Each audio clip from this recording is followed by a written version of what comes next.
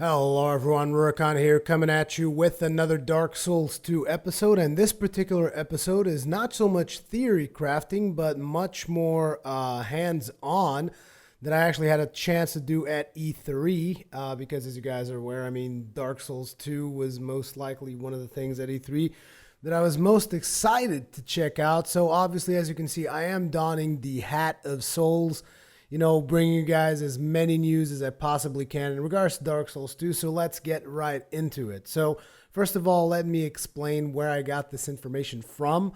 This information actually came from the Namco Bandai booth at E3 2013. We had a small presentation of Dark Souls, which is where I got some of this information. The rest of the information is from my experience as I actually got to play the game itself. However, I don't have a lot of story in this particular video. This video is more about mechanics and graphics and stuff like that. I tried asking a lot of story questions during the interview, so you guys can look forward to the interview, which will be coming basically as soon as I can get the footage from Maker, because I have some of my own footage that I could use because I recorded the interview. I didn't record it. Jason recorded it for me. The Dark Souls 2 interview is recorded in my camera, but it's like the audio quality is not as good as I would like. You can definitely understand what they're saying. So it's like if there's some kind of a hiccup with the Maker footage or whatever happens or whatever turns out to happen, there's a problem or whatever, I can still use my footage, but it's like I really want to bring you guys the best possible quality so that you guys can have the best possible experience. So yeah, I'm still waiting on some of the Maker footage. But in the meantime, I have some other stuff that I wanted to discuss with you guys. So let's get to it. So in regards to the presentation, what I watched there was basically a presentation of a guy, and he went through the game. He kept dying over and over, which in a way really reassured me, because you could tell that the guy didn't really knew that much about playing Dark Souls. The one thing he knew how to do was run through enemies. I guess he really practiced on that, because he pretty much, the only progression he really did was just like running through stuff. He didn't like really stop and killed everything. No. He just ran through everything and all the way up until the mirror boss that you guys most likely watched in the trailer, or are watching in the trailer here right now, because I'm probably passing some trailers over here about Dark Souls so that you guys can see some Dark Souls stuff.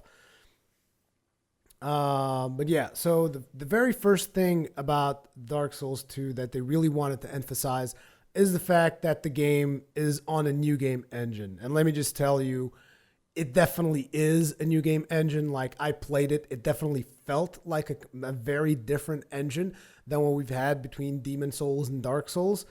The core game mechanics are still there, but the game has a different feel to it. And I'm not saying that this is a bad thing. Notice, it's just something that I wasn't used to, and I actually had to struggle with it for a while as I was playing through myself. And as a matter of fact, as you guys know, because it's that Dark Souls thing, which is like when you don't have a lot of time and you're in a hurry, you tend to make a lot more mistakes than you would usually make if you were like just taking your time.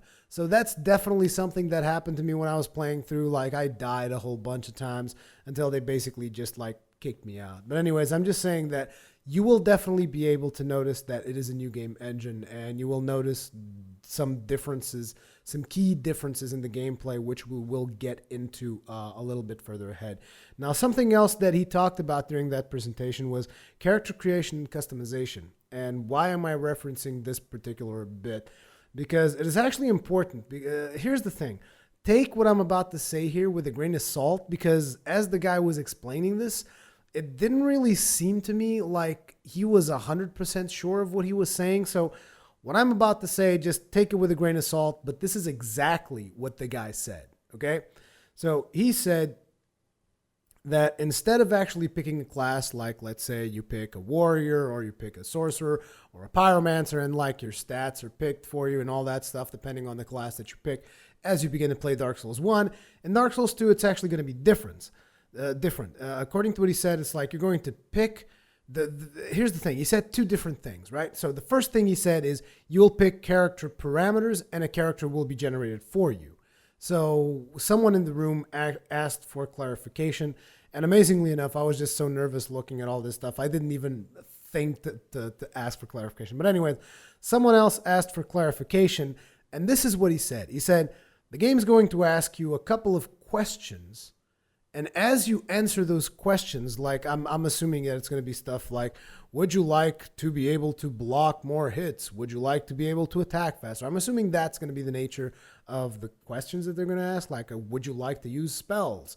I think that's going to be the kind of stuff they're going to ask you. And they say the game asks you questions and then it funnels you towards a certain character, which, to be honest, I'm not 100% sure what that means. Like, are we talking like, he's going to ask you a couple of questions and then he's going to funnel you to a class, or he's going to ask you a couple of questions and then your character parameters will be created for you? Can we do this manually? I'm not 100% sure, but this is just one of the things that he said, and I thought it would be important to mention that. So the other thing is, by now, I think this particular piece of information, I think, was already widely known. Not 100% sure if it was or not, but anyways, you will be able to carry up to 3 weapons and or 3 shields, whichever configuration you want to do. Basically, it's the same thing as Dark Souls 1, except instead of being limited to 2 items for each of your hands, you're going to be limited to 3 items, so that's going to give you a little bit more of flexibility, which is actually good because a lot of the times you want it to have, like... let's say in one hand you would want to have a talisman, in the other hand you would want to have a pyro flame and then a shield and a sword, and it's like you're filled up and you don't even have a bow yet. So now you can have all that stuff plus a bow plus a catalyst for doing sorceries or whatever. I mean, I'm not even sure if pyro gloves are going to make a showing in Dark Souls 2 or not. I'm just saying it. I feel that's most likely the reason why they did it. Just give you guys more flexibility. And if you want to just equip 3 different swords, by all means, go ahead. I just don't know yet, now that I'm thinking about it, because, like, here's the thing. When you're at E3, you can never think of really good questions, but one good question would be, like, do all the weapons affect your weight, or only the ones that you have, like, currently selected for your character? I don't really know the answer to that. I just thought of it right now as I was doing this video, and I wish I had that, because, I mean, that would have been a good question, although that would have been a really specific question, and they might not even answer it. I don't know, because the more specific my questions got in the interview, I seemed to get less and less answers. The other thing is, obviously, as most people had seen, there is dual weapon wielding. To be completely honest, I tried it out. I didn't really like it. I ended up playing with that character simply because, I mean, there was no inventory system. So it's like the character you selected, you were stuck with whatever gear they came in the demo at E3. So it's like I ended up picking the dual swordsman simply because he was the most agile of all characters. Like, he would actually roll faster and all that stuff. And but the dual weapon wielding thing, I don't know. It just felt very, very clunky to me. I mean, I almost felt the same as in Dark Souls 1, but I guess that's just because it's not polished enough yet. I didn't really feel the huge advantage. Like, when I played with the other character, which was the warrior, I don't know exactly what they call it. It was the guy that they use for all the trailers and all the videos that they've done so far. The guy with the shield and sword. Whenever I used that character, like, I felt like I had a better fighting chance. The only problem is that character had a slower roll. So that was a pain in the ass. And since you couldn't really manage inventory, I mean, taking out pieces of armor wasn't really an option, because that's what I wanted to do. I wanted, like, look, just give me the guy with the sword and shield, make him naked, let's go. But no, they wouldn't let me get rid of the equipment. So I would either play with the character that had a crappy shield and another sword, which was the dual swordsman, and he had decent rolls, or I would play with a really heavy guy that had a good shield, but his rolls would actually suck. I didn't actually play with any of the other characters because I didn't have enough time. They just, like, I was still exploring and figuring out game mechanics, and they just kicked me out. But anyways, dual weapon wielding didn't really feel that right for me just yet, but that could be just me, being weird or picky or whatever, because I don't know. I mean, you can definitely do it. Like, you have a couple of special attacks for doing so. I don't really remember the way they worked, if I'm being completely honest, because, like, I played dual weapon wielding, but it's like the game was actually really hard. And that's obviously a good thing. It was really hard. Now, the thing is also that according to what the guy that was at the place where you would be playing the game, he told me that like it seemed as if the characters were underpowered on purpose by the developers to kind of prevent you from really exploring a lot of the game and actually make the game feel harder. He said the same thing happened last time. I don't know because I never really saw Dark Souls 1, the demo version before, but whatever. He said that the characters were a little bit underpowered, or they seemed to be underpowered. So that was also the reason why it felt really, really hard. Now let's keep on going. So you have dual weapon wielding, you have the special animations, all that stuff. But to be completely honest, I didn't like it. And also something about dual weapon wielding was, at least for the weapons they gave me, the secondary weapon did not have the parry animation. It was just an extra, an extra attack. So that was definitely something that I didn't like. Like I wanted to be able to parry with the other weapon. Instead, I would have to parry with a shield. And we're going to be getting into some details about parry as well in a couple of seconds here. But okay, so that's dual weapon wielding. The other thing that they said, like, and this is still like in the feature set that the guy was giving out in the presentation, is there will be persistent bonfire warping from the start of the game. Now, either I'm mistaken or I believe that the way that he said it, it seems like you're going to be able to actually warp throughout all the bonfires in the game. Now, once again, grain of salt, he wasn't very clear during the presentation, but like the way that he was saying it was like he was telling that in the previous Dark Souls, you could only warp to certain bonfires and you wouldn't be able to warp to them all. And some people were upset. One of the main complaints that people had was that they had a lot of running around to do. So he said that this time around, there would be persistent bonfire warping from the start of the game. So that's what leads me to believe that you will be able to warp throughout all the bonfires in the game itself. And for all of you lore guys out there that are probably wondering about bonfires and how come there's bonfires in Dark Souls 2 and all that stuff, let me just tell you right ahead, I asked that specific question in the interview. Don't get too excited for the answer. That's all I can really say for now. But wait for the interview and you'll be able to see for yourself. But it's like, just don't get too bent. Just don't get too bent out of shape waiting for the answer is what I mean. Because you're not really going to like the answer they gave me. So there's going to be persistent bonfire warping from the start of the game. The multiplayer is still going to be 4-player, just like in Dark Souls 1. So that means you plus three summons. Wait a second. Oh, that's actually interesting because they still have to save one summon for the invader. So it seems that the multiplayer is going to be the exact same thing as Dark Souls 1. So I'm assuming 1 player plus 2 summons and 1 invader. Like, I don't think you can actually fill out the last spot with 3 summons because obviously you need to leave 1 slot open to be able to be invaded. So he definitely said 4-player multiplayer, and then he started saying PvP, 3v1, 2v2, 1v3. So that's what you guys can expect from the multiplayer portion of Dark Souls 2. I wasn't really able to ask about the about if there's going to be easier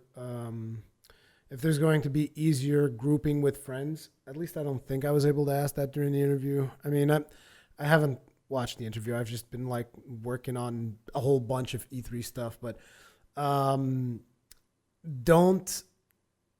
put too much hopes on it. Like, I know that a lot of people want the whole, co-op experience. I know I do, like, full on co-op with friends and whatnot. I'm almost certain that's not going to be the case. In the interview, they give out a little bit of detail on the multiplayer, but they don't really say a lot. And so, obviously, during the presentation, they didn't say a lot either about, multiplayer friendly matchmaking and stuff like that. Or maybe they did, now that I'm thinking about it. I should go and rewatch the interview. I actually have the interview on my camera, but like I said, I really want to give you guys the very best interview, which is the one that Maker did. But now, continuing onwards, so now fast forward to the point where I'm actually playing the game. And here's the thing. The very first thing I noticed is that the combat felt, the note that I made was the combat felt a little bit sluggish. But that's not really a good description. It's not really sluggish. It's like you could feel the weight of the combat just like you would feel on any other Souls game, except it seems that you feel it even more on this one. Like if you guys remember the very first time we saw gameplay, I think it was the IGN gameplay, whatever. The very first time we saw gameplay of Dark Souls 2, like the combat seemed a little bit floaty in some portions. Let me just tell you, when you pick up the controller and actually play the damn thing, it will not feel floaty at all. I can guarantee you guys it's not going to feel floaty, trust me. As a matter of fact, it's going to feel a little bit too heavy. And we'll get into that. As a matter of fact, we'll get into that right friggin' now, because I put this in the end for some reason, but this topic should actually be right here on the top, right next to combat feels very sluggish. Now, one of the main reasons why I think the combat felt a little bit sluggish was because it is extremely hard, at least in the demo that I played, it is extremely hard for you to recover from a hit. And what does this mean? Like, if you guys remember in Dark Souls 1, like a monster would hit you, you could like just instantly spam your dodge roll or spam block or something. Not spam block, just press block. You can instantly like spam your dodge roll, press block, or try to parry, and you would be able to like get those actions off, right? You'd be able to parry a blow, you'd be able to block it, you'd be able to dodge it. Not on this game. It's like you got hit once, prepare for punishment. You're going to get hit at least twice, if not 3 times. It happened to me so often. I was like, what the frack is this? I need some, it started reminding me of my Diablo 2 days. Like, I need some goddamn faster hit recovery boots, for fuck's sake. It's like, it's ridiculous. No, seriously, like a lot of times, like a monster would get me. He would just like hit me once because I would be trying to parry or be trying to do something, because you guys know the way I play, and you guys would know that like when I got my hands on Dark Souls 2, I would just straight up try to figure out all the game mechanics. So I'd be trying to either do parries or trying to see how much invincibility frames you would have on a dodge and all that stuff. And basically what would happen is sometimes monsters would hit me. And when they would hit me, the first thing I tried the very first time was like, oh, I'm just going to parry your next hit. I try parrying, and it's like my character's not even parrying. He's just like still in recovery mode. And the monster hits me again. I'm like, what the frack? Are you kidding me? So I start spamming dodge. And my character's still like trying to recover, not responding at all. And like, boom, like 3 hits. Like I've took 3 hits more often than I could count. Like I would take 1 hit and I would be unable to recover before the previous hit would get to me. So that is something that you guys might be thinking, whoa, maybe the combat system's not working properly. No. I like it. I think that's the way they should keep it. Definitely. It's like, what? You want to play the hero? You want to be a badass? You made a mistake? Well, get friggin' punished. Eat it to the face. I loved it. I have to be honest. The one thing that pissed me off was the fact that I wasn't really able to see a lot of the game. Like I never really played all the way to the mirror boss because I was busy trying to figure out the mechanics as opposed to actually running towards a boss. Like I could have ran like the same way the developer did, but I really wanted to just, get experience of the combat. So let me just get some more stuff out of the way. And this thing, recovering from a hit, it would be hard regardless of what action you tried doing. Like I actually got hit on purpose at some point to try and figure out what was going on. And it's like it was just hard to recover from a hit, be it if you were trying to recover by dodging, if you were trying to recover by parrying, or if you were trying to recover by blocking. It was just straight up like I think there was one point where I was able to dodge after the second attack, but like once you got hit once, you would at least get hit twice, like instantly. There was no chance, at least with the enemies that were in the demo. Now, I'm not sure if they're going to change that or not, because obviously this is all still very beta, so there's no idea if that's going to be changed. But I have to be honest, I liked it the way it was because it felt hard. It felt like you made a mistake, you got really punished. Like you thought you were getting punished in Dark Souls 1. No. You make a mistake in this game, you'll see what punishment feels like. Trust me. Now, the other thing is apparently, and I didn't really get to test this properly, like I noticed it a little bit between the dual swordsman and the heavy guy with the shield and sword. Apparently, depending on your weight, your roll will be shorter and your invincibility frames will also be less. So, like, the more weight you have on you, you're actually going to roll less. And there's a difference between this and Dark Souls because it's like in Dark Souls, what would happen is like you would roll slower. In I'm not sure if there was actually a correlation with the distance you would be able to roll. Now that I think about it, I've never really thought too much about it. It's just like I would just like be, man, I like fast roll. I want to do fast roll or whatever. I want to wear heavy armor and do medium roll. That's the way I used to think about things in Dark Souls 1. But in Dark Souls 2, apparently, if you're past a certain weight limit, like your roll still feels kind of natural. They might have to work on that a little bit because I mean, I was rolling and it seemed like everything was fine with the knight, but there's actually a very subtle difference when you would play with the dual swordsman, which is the dual swordsman would actually roll further away. So there would be an increase in distance in his roll because he was lighter. And also his roll came out a little bit faster. And according to what people told me, again, I didn't really had a lot of testing time on this, but according to what the guy that was around the stations told me, he said that you will actually get less invincibility frames if you're heavier. You will get more invincibility frames if you're lighter, which kind of makes sense. But to be completely honest, I did not notice invincibility frames at all.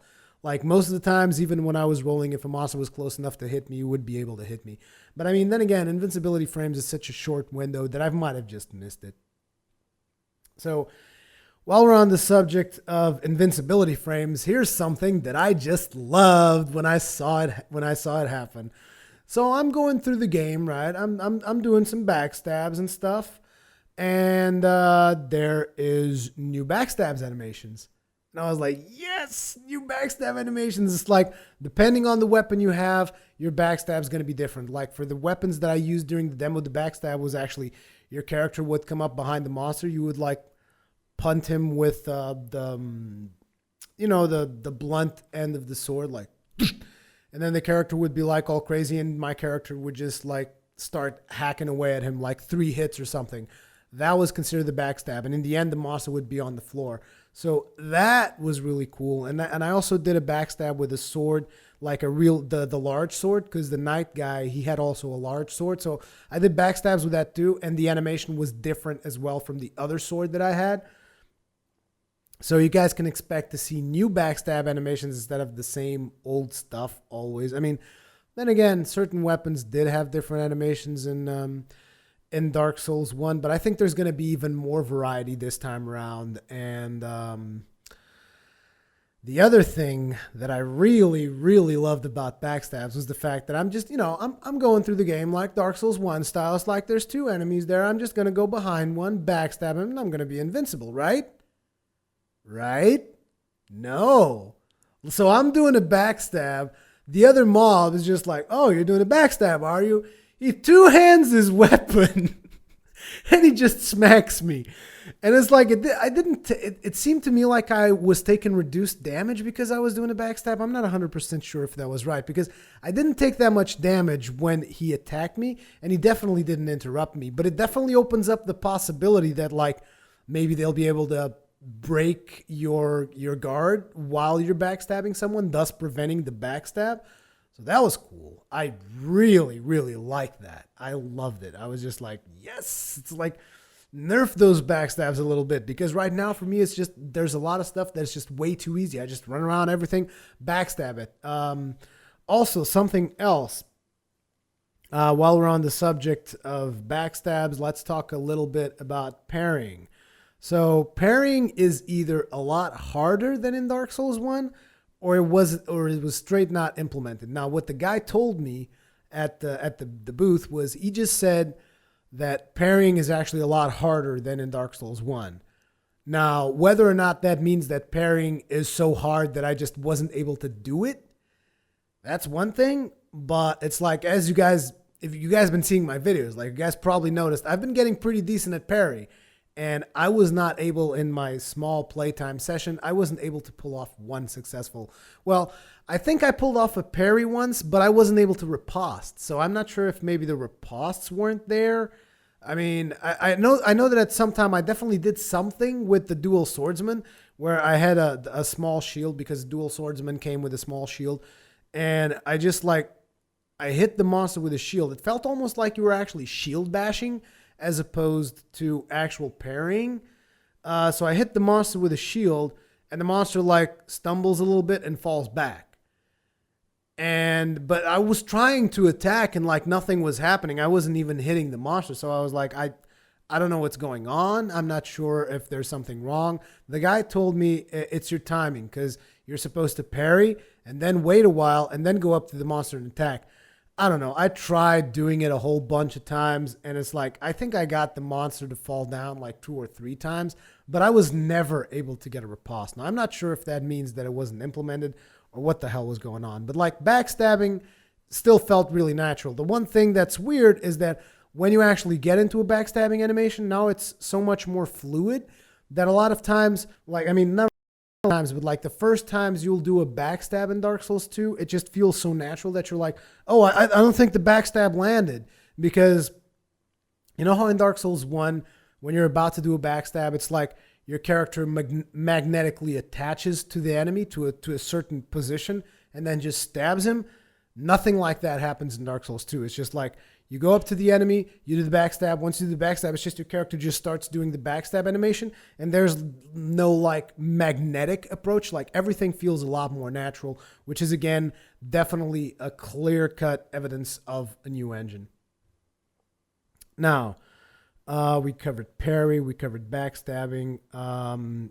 Yeah, I already said that the dual sword character did not have parry with the secondary weapon. So I'm not sure if there's going to be certain swords that will allow you to parry, or if you're actually dual wielding swords, you're supposed to not parry. I mean, I'm pretty sure there's going to be swords that will allow you to parry. Just for the purpose of the demo, the sword that your character had did not parry. So, which is something that really disappointed me. I mean, it would be cool to like, do a little bit of parrying action with the dual swordsman, then just hack and slash your way. I don't know. But then again, like I said, I didn't have all that much time. Not as much time as I would like with the game. I mean, but then again, I would like to have had, I don't know, 2 hours with it to really get through to the bottom of it. And obviously, they weren't going to let me do that.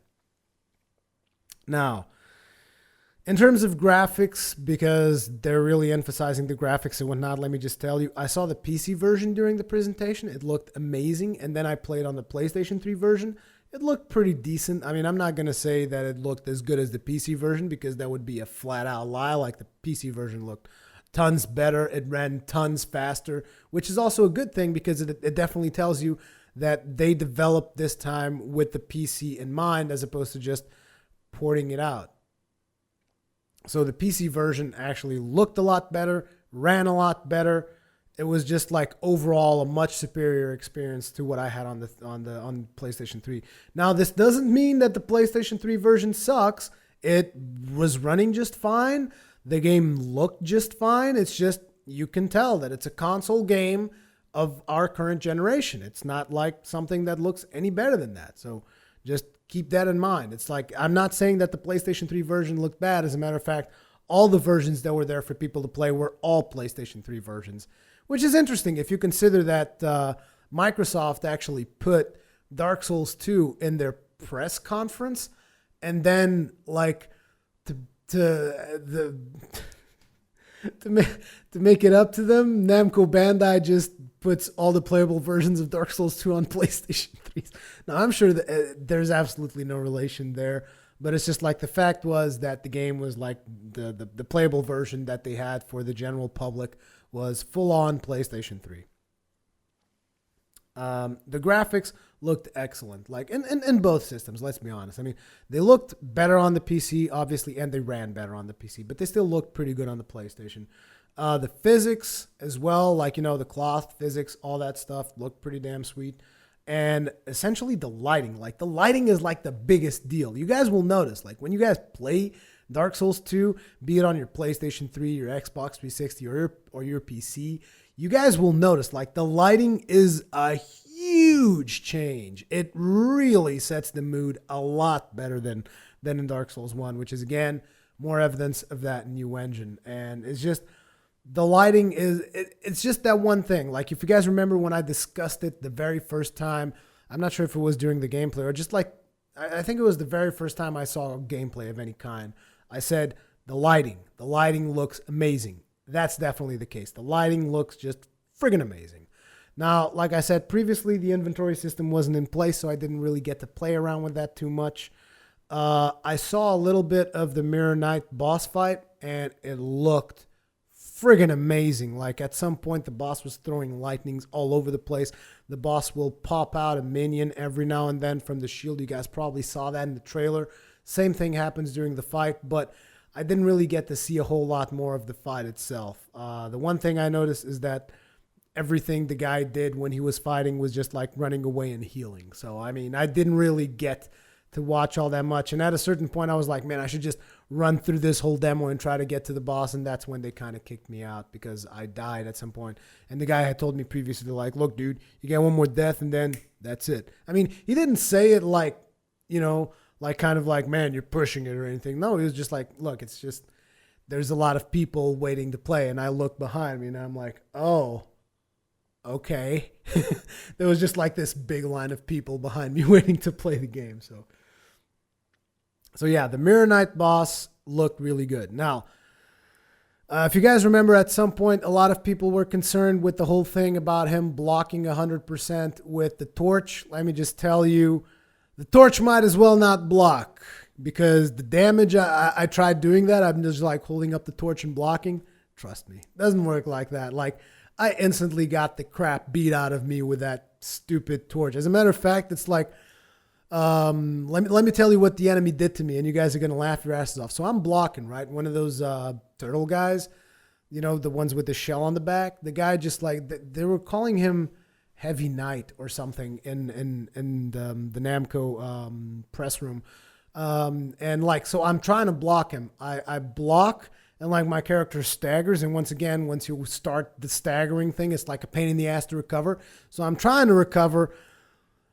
The enemy actually circles behind me and backstabs me. And I'm like, what the fuck?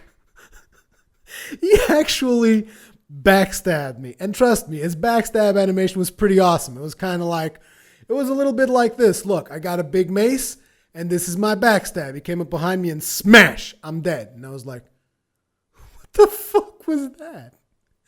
So that was pretty cool. And obviously, that just implicates that there's a lot better AI, which is also something that they said during the presentation. The AI is greatly improved. And here's the thing, something that I noticed about AI myself. Like, they just said in the presentation, the AI has been greatly improved. Now, let me talk to you about specifics. One of the specifics was that, like, I was trying to block with the torch. He staggered me, came behind me, and backstabbed me. The other thing is, if you start healing, like imagine there's an enemy in front of you and you like dodged back twice or something to gain some distance and you start healing, they will run to you. Like, they will not just sit there looking at you. No, they will straight up charge at you and like do a running attack animation. Like the same thing as you can do in Dark Souls 1 right now. Like, if you guys, you know, if you're running and you press R1, you get a different animation than your normal attack. Monsters can do that now too. And the guy just ran up to me, smacked me in the face, punished me for the fact that I was healing. Also, monsters will actively dodge. I mean, they were also dodging in Dark Souls 1, but it is a lot more improved in this one. Like, I remember at some point I was trying to fight like two guys, and one of them just kept dodging me nonstop. And I was like, what the frack is going on? Also, they will turn faster to prevent you from backstabbing on certain occasions. Like, at some point I was fighting two monsters as well. And like, I locked onto one and I was just like circling as fast as I could to go for the backstab. And the guy was basically kept on facing me at the same speed as I was circling. So don't think that you're going to be able to just backstab your way through the whole game. I mean, you can backstab quite a lot of these monsters. Like, I was able to consistently replicate backstabs, but every now and then, like, you would pick up a couple of monsters that would just like, nah, dude, I'm going to just keep turning at the same speed you're turning, and eventually I'm going to just attack you and straight up break your block. That was the other thing. For a guy with a heavy armor, like, the enemies broke my block really easy with that main character. They were able to break my guard like nobody's business. But then again, it could be due to the fact that the characters were a little bit underpowered, like I said. And on top of all this AI improvement that I've been telling you, some of them, like I also said previously, have a backstab animation, which was the case of the knight. He was able to backstab me, beat the crap out of me. And yeah, so with that, another one of the bullet points that they said during the presentation was that the difficulty and the sense of achievement had been maintained. And I'm going to have to go ahead and be forced to agree with that, because that's the way it felt in the demo I played. So this is all the information that I've kind of gathered between the presentation and the short play session I had in Dark Souls 2. I hope you guys were more informed, and I hope you guys liked this particular bit of analysis that I did here. And just the one thing I really want to show you next is the interview. I'm just waiting for the footage myself so that I can just edit that and upload it in the best possible quality that I can for you guys. If stuff doesn't, like I said, if stuff doesn't go right with getting the footage for that, I still have the footage on my camera. It's just the audio is not as good as I would like, but it's definitely, the whole interview is there. So you guys don't have to worry too much. That interview is coming. So either way, thank you very much for watching. That's going to be it for this particular video, and I will see you guys in the next one.